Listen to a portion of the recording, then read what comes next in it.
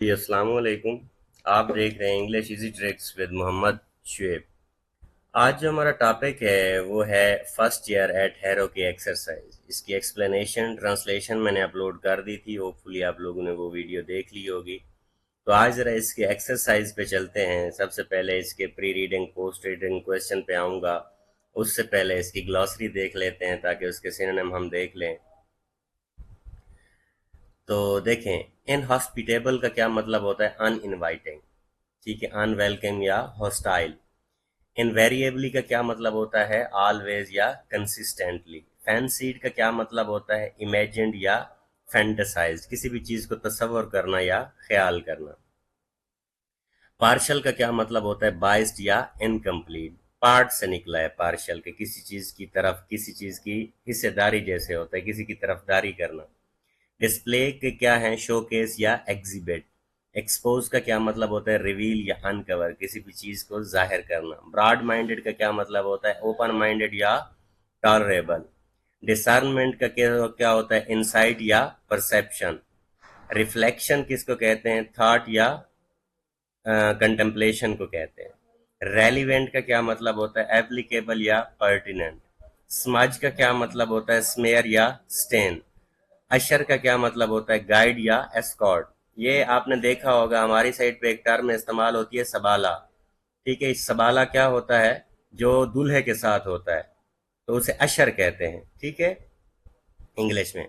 Slender का क्या मतलब होता है? स्लिम और थिन। अनप्रिटेंशियस का क्या मतलब होता है? हम्बल या मोडेस्ट। डंस का क्या मतलब होता है? फूल या इडियट। कंपोनेंट्स का क्या मतलब होता है? पार्ट्स या एलिमेंट्स। स्ट्रक्चर का क्या मतलब होता है? फ्रेमवर्क या ऑर्गेनाइजेशन। पित्ती का क्या मतलब होता है? कंसाइज या सक्सेंट। एपिग्राम्स का क्या मतलब होता है? एफोरिज्म या मैक्सिम्स, जो मकूले होते हैं, जो शॉर्ट सेइंग्स होते हैं। ठीक है। बाइस का क्या मतलब होता है? प्रेजुडिस या पार्शियलिटी। ट्रीट का क्या मतलब होता है? रिवार्ड या इंडल्ज। इसके बाद आपके क्वेश्चन है। सबसे पहले आते हैं हम प्री रीडिंग क्वेश्चन पे। How do good educational institutions groom the students? ठीक है। Good educational institutions groom students by fostering critical thinking, discipline, and practical skills through a balanced curriculum. ठीक है, कि वो नहीं होता इदारा जो आपको सिर्फ किताब में पढ़ा दे। इदारा वो अच्छा होता है जो आपको एक थिंकिंग भी सिखाए कि किस तरह से सोचना है। They provide dedicated teachers like Mr. Somervell who use innovative methods to make learning engaging and effective. These institutions recognize individual potential as Mr. Weldon did with Churchill, ensuring personalized growth.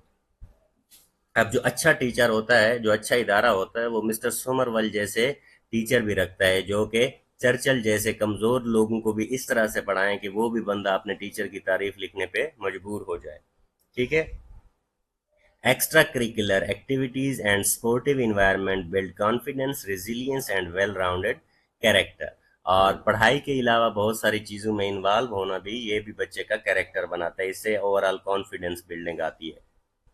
What sort of questions are asked by your examiners? My examiners, are rather context of the text suggests that the examiners ask questions focused on Latin and mathematics. क्योंकि ये मैंने chapter based लिखा है, तो आप अपने मुताबिक लिख सकते हैं।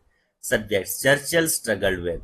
These questions often target areas where students were least prepared, aiming to test specific knowledge rather than general ability. They emphasized rote learning का मतलब होता है रट्टा लगाना, and technical proficiency over creative or interpretive skills. Such questions challenge the student to recall facts under pressure.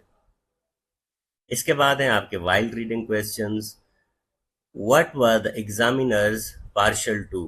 The examiners were partial to Latin and mathematics subject Churchill found difficult. ठीक है, उनको Latin और mathematics पसंद थी, लेकिन Churchill को ये पसंद नहीं थे। They consistently prioritized these over his preferred areas of history, poetry and essay writing. ठीक है, और इसने क्या किया? प्रायोरिटाइज किस चीज को किया? हिस्ट्री, पोएट्री और ऐसे राइटिंग को। Their questions often targeted topics as he was least prepared for. This mismatch contributed to his poor performance in the examination. और वो बेचारा क्या करता था, उसके एक तो मिसमैच होते थे और दूसरा उसके साथ इंटरेस्ट के अलावा वो क्वेश्चन पूछते थे जिनको वो बिल्कुल सॉल्व भी नहीं कर सकता था। What was Churchill's position in the class? Churchill was placed in the third or lowest division of the fourth form at Harrow. His name Spencer Churchill placed him alphabetically near the bottom of the school's list. He was only two places from the very bottom of the entire school. This low position persisted for nearly a year. ठीक है, क्योंकि S से उसका नाम शुरू होता था तो वो बेचारा बहुत ही नीचे चला गया। Why was Churchill indebted to Mr. Somerville? Churchill was indebted to Mr. Somerville for his exceptional teaching of English grammar. Somerville's innovative color-coded system made sentence structure clear and engaging. His daily drills helped Churchill master English thoroughly. This foundation was crucial for Churchill's later success as a communicator. ठीक है, तो वो क्या था, Churchill indebted to Mrs Somervell से उसने English इस तरह से सीखी कि वो आपके सामने है, आप पहले पढ़ चुके हैं कि उसने इंग्लिश के टीचर को सबसे ज्यादा पसंद किया। उसके बाद आपका पोस्ट रीडिंग एक क्वेश्चन है, what is your point of view about learning. अब देखें, learning is a life long journey driven by the curiosity and resilience as seen in the Churchill's Harrow experience. It should balance practical skills like English with the diverse subjects to foster creativity and perspective. Effective learning thrives under innovative teaching, such as Mr. Somerville's method. Passion and adaptability are key to making learning impactful and meaningful. तो ये क्या करता था, जो teacher था इनका, वो अच्छे तरीके से हर चीज़ को हाईलाइट करता था और डिफरेंट तरह के कलर इस्तेमाल करता था ताकि ये लोग सीखें इस चीज़ से। एक्सरसाइज क्वेश्चन, उसके बाद है आपके एक्सरसाइज क्वेश्चंस। एक्सरसाइज क्वेश्चन देखें, describe the significance of the first year at Harrow. The first year at Harrow was pivotal for Churchill, marking the start of his academic struggles with examination. Despite failing the Latin entrance, Headmaster Mr. Weldon's decision to admit him highlighted his potential. Placement in the lowest form led to the incentive English instruction under the Mr. Somerville. This focus on English shaped Churchill's communication skills, proving more valuable than classical languages for his future success. ठीक है, तो उसके लिए क्या था, Somervell जैसा teacher था जो उसको इंग्लिश पढ़ा रहा था और इस तरीके से पढ़ा रहा था कि उसको कभी ये फील ही नहीं हुआ कि लैटिन और ग्रीक को अगर वो नहीं सीख रहा तो क्यों नहीं सीख रहा। और बाद में क्या हुआ, उन्हीं लोगों को जॉब वगैरह करने के लिए इंग्लिश सीखना पड़ी। Explain the way themes of the resilience and the self-discovery are explored. Resilience is shown through the Churchill's persistence despite failing exam in the disliked subject like Latin. Self-discovery emerges as he finds the strength in learning English thoroughly. कि इस तरह से self discovery जो होती है वो आपकी आप खुद को देखते हैं कि आपका इंटरेस्ट किस में है। His struggles in the lowest form reveal his academic weakness but also his potential. This journey fosters confidence in his unique abilities, particularly in language mastery. और उसकी लैंग्वेज मास्टरी में भी यही थी। जाहिर सी बात है, आप जब इतने अरसे तक लैंग्वेज पढ़ते रहें तो उसके भी आप मास्टर ही बन जाते हैं। Write down the reason Churchill could not do well in the examination. Churchill struggled in the examination because he disliked the prioritized subject, Latin and mathematics. His interest lay in history, poetry and essays, which were less emphasized. उसका जो interest था वो history, poetry और ऐसे में था और वहाँ पे जो थे लैटिन और मैथमेटिक्स को पसंद किया जाता था। Examiners often ask question he couldn't answer, exposing his ignorance. और जो टीचर थे एग्जामिनर्स वो भी उसका ज्यादा आंसर नहीं करते थे, वो कहते थे कि ये बच्चा जाहिल है। This mismatch led to the poor performance, notably in the Harrow Latin exam. और फिर जाहिर सी बात है उसकी परफॉर्मेंस पुअर ही रही। For students can use this chapter for examination. Discuss. First year at Harrow is ideal for exams due to its relatable themes of academic struggle and resilience. Its narrative style units literary analysis of character and theme. अब देखें, हर बच्चे की अपनी एक nature होती है। यहाँ पे हमारे पास एक ही सिलेबस पढ़ाया जाता है लेकिन हर बच्चे की नेचर जो होती है वो डिफरेंट होती है, तो ये रिलेटेबल है काफ़ी हद तक। This text focuses of the English mastery offers lesson on language importance. It also provides historical context for discussing educational values, aiding essays responses. और इस वजह से इंग्लिश पे जोर दिया जाता है क्योंकि हिस्टोरिकल कॉन्टेक्स्ट आपको अगर पता हो एजुकेशन का तो इंग्लिश आजकल बहुत आगे जा रही है।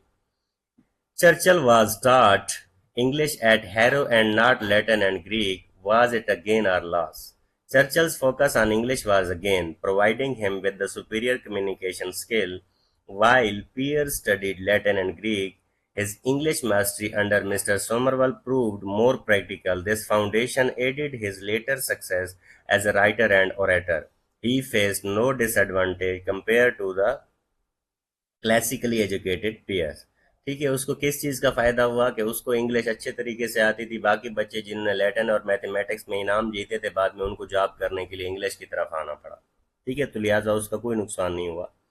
Highlight the point to prove that the first year at Harrow is a compelling read for students.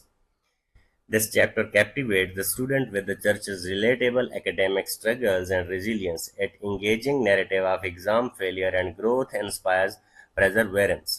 This emphasizes on English mastery highlights the practical skills, historical insights into the education, make it thought provoking, encouraging reflection on the learning priority.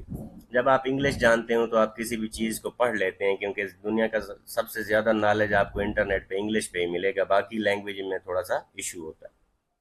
Write an appreciation or criticism of the Churchill's view in regard to the study of the Latin, Greek, and English. Churchill's advocacy for prioritizing the English is practical, reflecting its real-world utility, especially in his career. However, his dismissal of Latin and Greek undervalues their intellectual benefits. His view is slightly biased, favoring personal experience or over broader educational balance. Still, his emphasis on the English inspires focus on essential. ठीक है, तो उसकी appreciation यही है कि उसने English सीखता रहा। ठीक है, तो वो क्रिटिसिज्म भी सीखता रहा। जब आप लिटरेचर वगैरह पढ़ते हैं तो बहुत सारी चीज़ें आपके सामने क्रिटिकल आती हैं। Relate Mr. Weldon's importance at Harrow and his judgment about the church. As Harrow's headmaster, Mr. Weldon was a crucial in recognizing Churchill's potential despite his Latin exam failure. His decision to admit Churchill to the lowest form was an insightful. This allowed Churchill to excel in English, shaping his future. Weldon's judgment highlight his ability to see beyond the academic performance. ठीक है, उसने इसे आखिरी class में डाल दिया कि क्योंकि ये नालायक ही नज़र आ रहा था, लेकिन वहाँ पे भी इसने बहुत अच्छा परफॉर्म किया। Mister Somervell as an English teacher. ठीक है, एनालाइज करना है इसको। Mr. Somerville was an exceptional teacher who made English grammar engaging through a color-coded system. His methodical approach clarified the sentence structure for struggling students like Churchill. Daily drills ensured deep understanding, shaping Churchill's language skills. His innovative technique left a lasting impact on the Churchill's success. वो अच्छे तरीके से पढ़ाता था, हर चीज़ के उसने colour अलग रखे हुए थे कि नाउन प्रोनाउन इन सारी चीज़ों के डिफरेंट कलर यूज़ करता था ताकि मेरे बच्चों को समझ आए। और वो डेली उनसे इतना प्रैक्टिस करवाता था कि प्रैक्टिस के बाद उनको मजीद किसी चीज़ की ज़रूरत नहीं होती थी कि उनकी इंग्लिश कमज़ोर रह जाए। तो ये क्वेश्चन आपके हो गए एक्सरसाइज। इसके बाद आपके पास ये हैं, देखें, choose the best answer for the age. What was Churchill's general feeling about the examination? He found them stressful and struggle to perform well.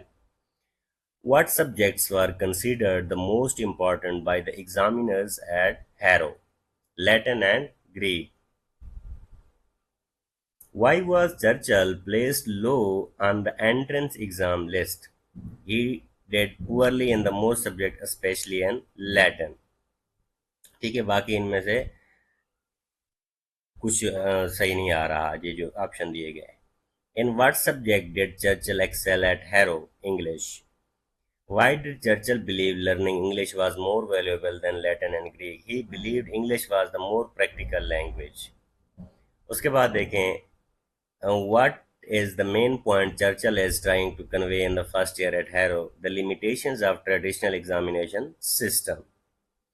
उसके बाद आपके देखें ये ओरल है। इसके बाद आपका इन्फ्रेंस दिया गया है यहाँ पे। इन्फ्रेंस वाले क्वेश्चन ज़रा देखते हैं।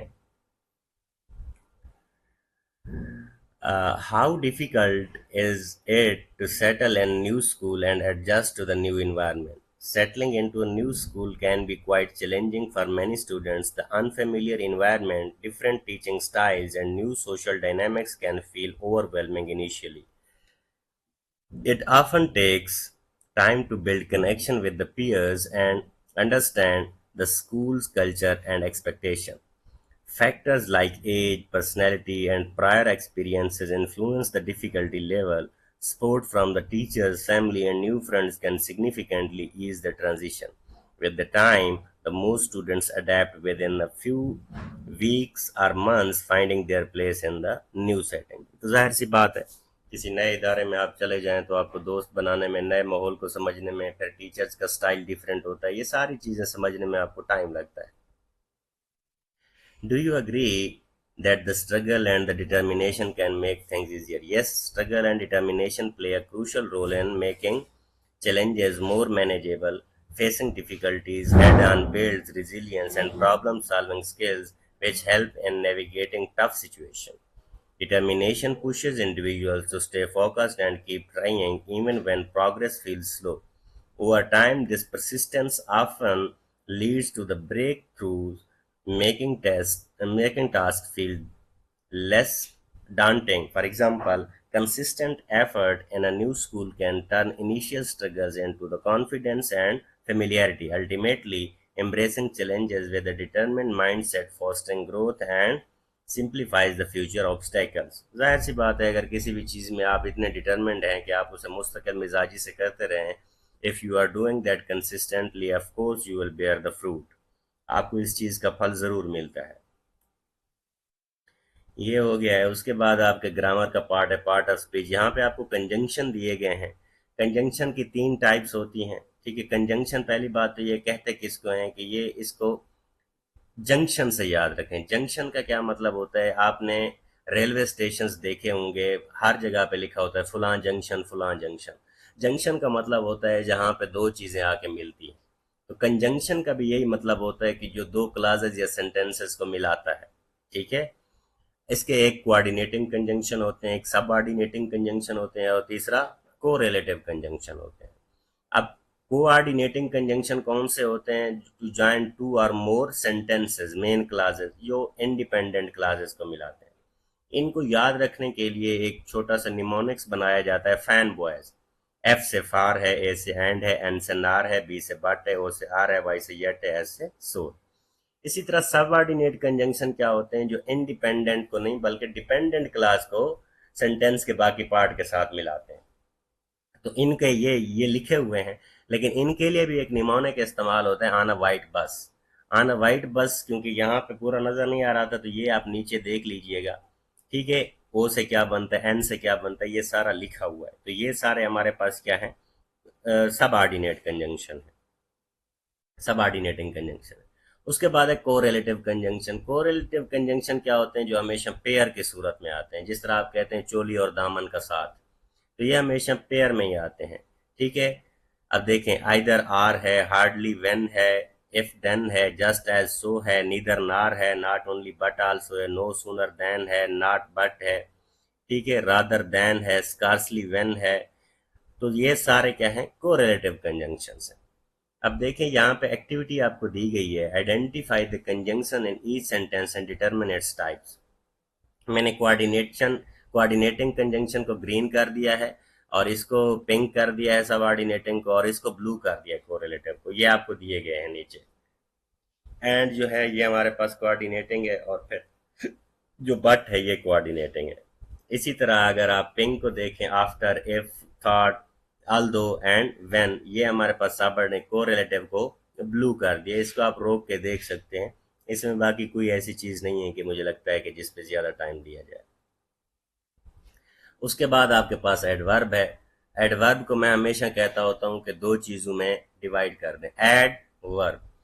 एड वर्ब का मतलब है जो वर्ब में किसी चीज का एडिशन करे, जो मॉडिफाई करे वर्ब को, वर्ब के मीनिंग में इजाफा करे, वो क्या होता है? एडवर्ब होता है.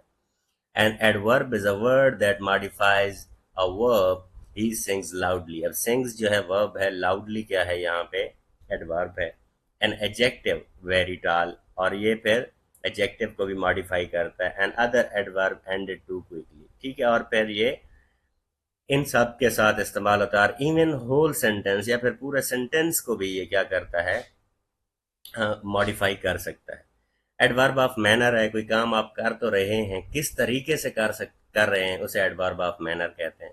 ठीक है, जैसे he is teaching quickly, I am teaching quickly, I am teaching slowly. ठीक है, I am doing this happily, I am doing this carefully, I am speaking loudly, कि मैं बोल तो रहा हूँ, किस मिजाज से, किस तरीके से बोल रहा हूँ। मैनर हमेशा तरीके को ही कहते हैं। अगर आपने भी सुना होगा कि उस बंदे को तो मैनर्स ही नहीं है, ठीक है, उसका तो तरीका ही नहीं आता।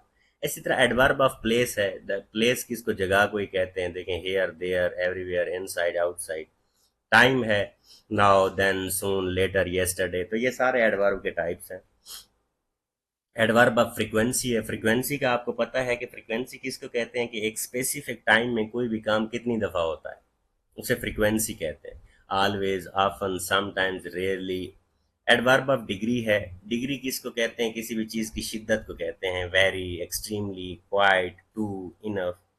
एडवर्ब ऑफ सर्टेनिटी है, सर्टेनिटी किस चीज को कहते हैं, यकीन दहानी को कहते हैं। किसी भी चीज के बारे में आप कितना यकीन से कह सकते हैं। Definitely, certainly, surely, probably, may be.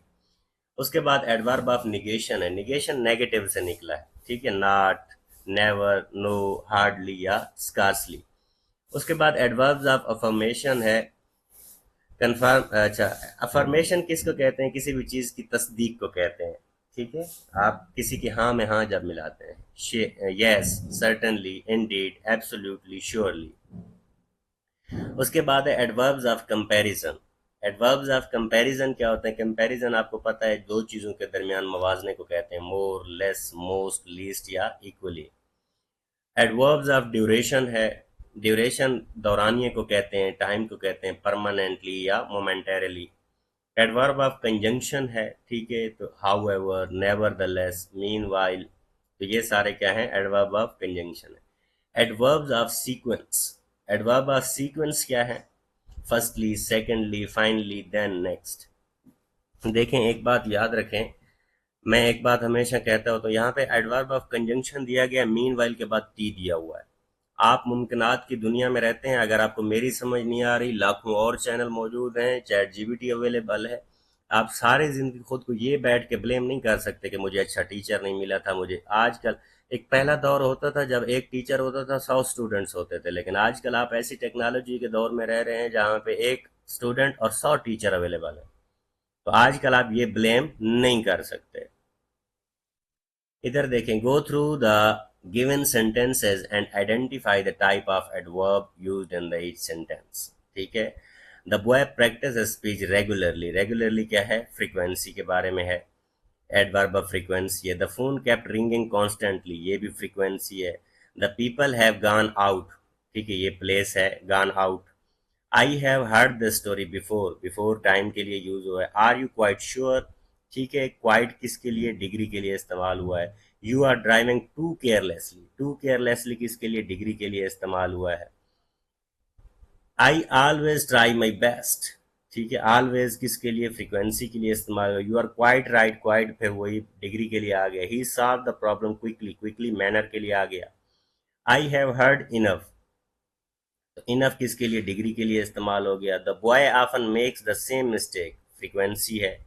तो इसी तरह ये यहाँ पे why are you still here, here place के लिए इस्तेमाल हुआ है। I could hardly recognise him, ठीक है, हार्डली कहाँ पे, डिग्री के लिए इस्तेमाल हुआ है। The little kid is too shy to sing, ठीक है, टू शाई डिग्री के लिए इस्तेमाल। द हार्स गैलप्ड अवे, ठीक है, अवे का मतलब है दूर, प्लेस है ये। उसके बाद देखें, टेंसेस हैं आपके, जेरेंड्स हैं, इन्फिनेटिव्स हैं, या पार्टिसिपल्स हैं, इनको वर्बल्स भी कहा जाता है। ठीक है, एक बात याद रखें, कभी भी आ जाए तो वर्बल्स किसको कहते हैं, इन्हीं तीन को मिला के वर्बल्स कहते हैं, जेरेंड्स, इन्फिनेटिव एंड पार्टिसिपल्स को। जेरेंड्स क्या होता है, जेरेंड और इन्फिनेटिव, इसमें मेरे ख्याल में शायद मैंने यहाँ पे लिखा हो, अच्छा यहाँ पे मैंने नहीं लिखा, लेकिन ये मैं आपको बता देता हूँ। जेरेंड और इन्फिनिट जो पार्टिसिपल होता है, प्रेजेंट पार्टिसिपल, इसमें बच्चों को मसला आता है, तो इसको अभी आपने गौर से सुनना है। जेरेंड किसको कहते हैं, जेरेंड ऐसा वर्ब होता है जिसके साथ आईएनजी ऐड कर दिया जाए और उसके लिए शर्त है कि वो एज अ नाउन वर्क करे, एज अ नाउन वर्क करे, तो ये वो जेरेंड होगा। ठीक है, अब इसी तरह देखें, as a subject of verb भी ये फंक्शन करता है, एज एन ऑब्जेक्ट भी करता है। नाउन को हम एज एन ऑब्जेक्ट भी इस्तेमाल करते हैं ना, as the subject nominative, predicate nominative, या फिर ऑब्जेक्ट ऑफ प्रपोजिशन।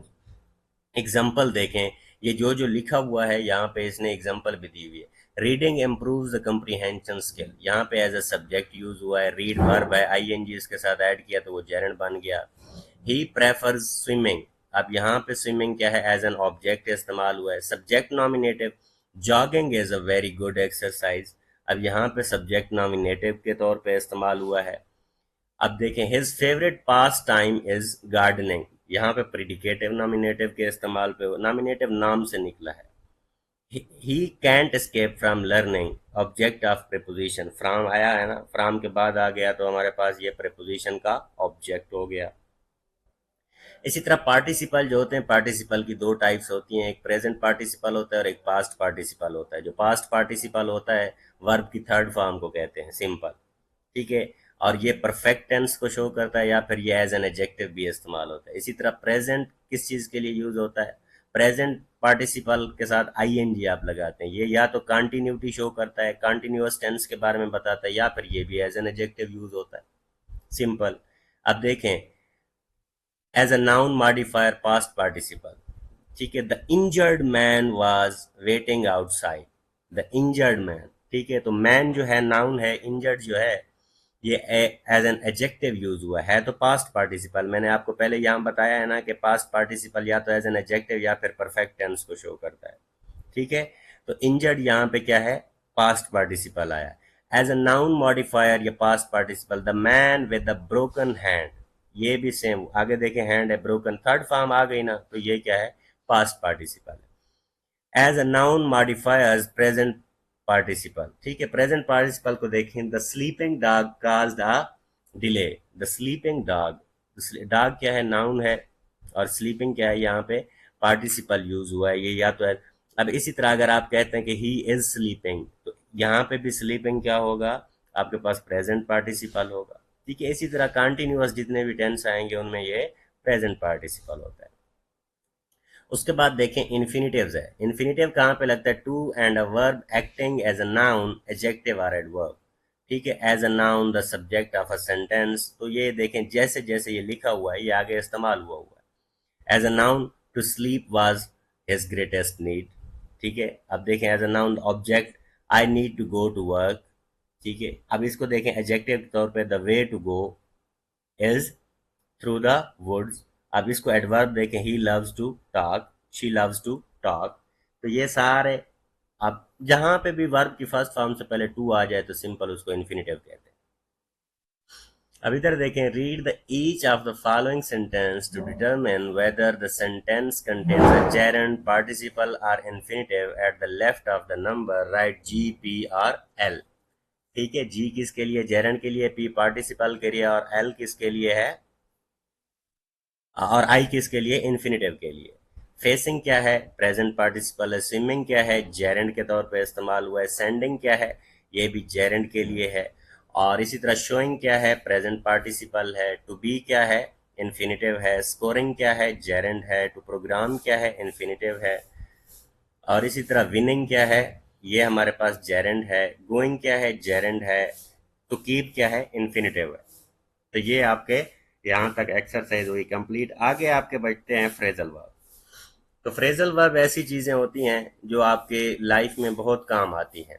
अगर आपकी उसमें फ्रेजल वर्ब हूँ आपकी लैंग्वेज में, तो ये आपकी राइटिंग को इंतहाई खूबसूरत बना देते हैं। आपकी राइटिंग इसी चीज़ से, अगर आपको इडियोमेटिक एक्सप्रेशंस आते हों तो आपकी राइटिंग बहुत अच्छी लगती है। आप देखेंगे कभी भी राइटर्स जब भी लिखते हैं तो एक्सप्रेशंस उनके जो होते हैं, इडियोमेटिक एक्सप्रेशंस, उनकी राइटिंग को चार चांद लगा देते हैं। और ये होते किसके लिए हैं, ये उनके लिए होते हैं जिनको लैंग्वेज अच्छे तरीके से समझ आती है। अब ये मैच्योर लोगों के लिए होते हैं। फॉर एग्जाम्पल मैं आपको एक मिसाल देता हूँ, इन द हॉट वाटर, अगर मैं कहता हूं I am in the hot water, इसका मतलब है मैं मुश्किल में हूं। इन द हॉट वाटर क्या है, वो ईडियम है। सॉरी, मैं ये फ्रेजल वर्ब को एज एन ईडियम बयान कर रहा था, ठीक है। तो ये फ्रेजल वर्ब्स हैं। फ्रेजल वर्ब किसको कहते हैं, I am really very sorry. Phrasal verb किसको कहते हैं? फ्रेज से निकला है। जब भी वर्ब के साथ आप प्रीपोजिशन लगा दें, जब भी वर्ब के साथ आप प्रीपोजिशन लगा दें तो वो फ्रेजल वर्ब बन जाता है। एड अप, किसी भी चीज को जमा करना। His story doesn't add up. Blow up का क्या मतलब होता है? किसी भी चीज को बहा देना। ठीक है, द कार ब्लू अप। ठीक है, कार झट से गायब हो गई। ब्रिंग आउट, किसी भी चीज को बाहर ले आना, पब्लिश करना, हाईलाइट करना। The event brought out the best in her. Carry on का क्या मतलब होता है? कंटिन्यू करना। She carried on with her studies. Carry out, the experiment was carried out successfully. ठीक है, किसी भी चीज को कंप्लीट करना। चेक आउट का क्या मतलब होता है? एग्जामिन और लीव द प्लेस। कहते हैं ना कि कमरे हमने किराए पे लिया, उसका चेकआउट कब है? You should check out that book. Come across का क्या मतलब होता है? फाइंड समथिंग बाई चांस, किसी भी चीज को राह चलते मिल जाना या इत्तेफाकन। I came across an old photo. Come up with, think of an idea और solution. She came up with a brilliant plan. Cut off का क्या मतलब है? स्टॉप और disconnect. The phone was cut off during the call. Drop off का क्या मतलब होता है? किसी भी चीज को छोड़ देना। लीव समवन और something somewhere. I will drop you of at the station. Fall apart का क्या मतलब होता है? टुकड़ों में बिखर जाना। The chair fail apart after the years of use. Fall out का क्या मतलब होता है? Have a disagreement. They feel out over a trivial issue. Fall out का क्या मतलब है? कि उनमें कोई भी डिसएग्रीमेंट आ गया। फिल इन का क्या मतलब होता है? कंप्लीट करना। Please fill in this application form. Get along का क्या मतलब होता है? कि किसी के साथ अच्छा ताल्लुक होना। They get along well with each other. Get away का क्या मतलब होता है? एस्केप, कहीं से चले जाना। The thief manage to get away. Give in, surrender.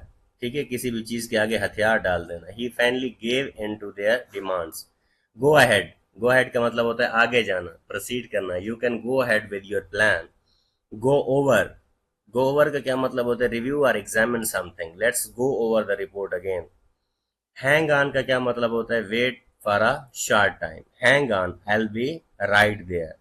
Hang out का क्या मतलब होता है? स्पेंड टाइम सोशली, दोस्तों के साथ मजे लेने, चिल करने जाने को हैंग आउट कहते हैं। They like to hang out at the mall. Hold on, wait a grip tightly. Hold on while I find the information. Keep up, maintain the same level. Keep up का मतलब क्या है? अपना level maintain रखना। It's hard to keep up with him.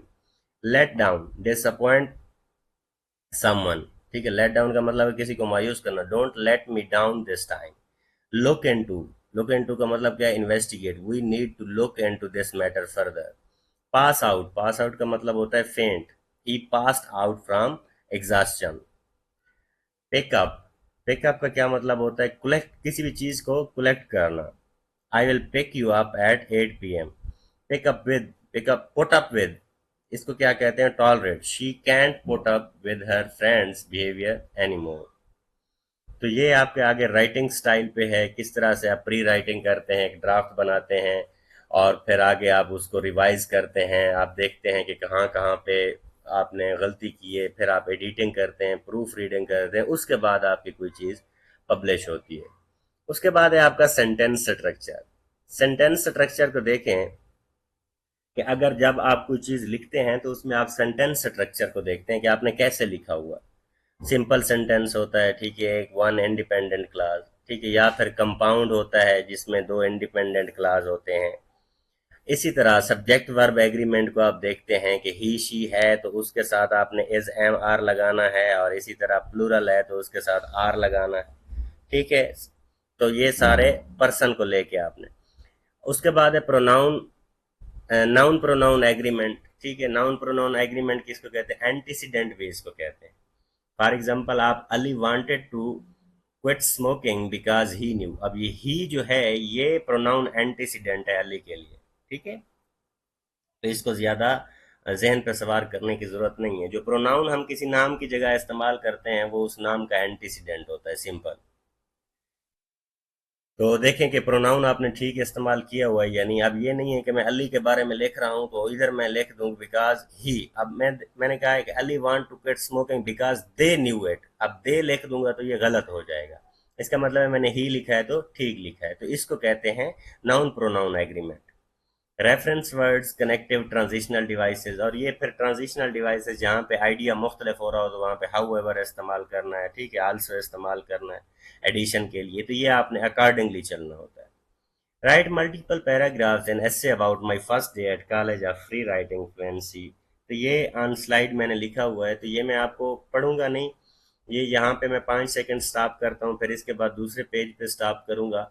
जिस जिसको ज़रूरत हो तो वो स्क्रीन को पॉज करके लिख सकता है, क्योंकि इस तरह वीडियो बहुत लेंथी हो जाती है।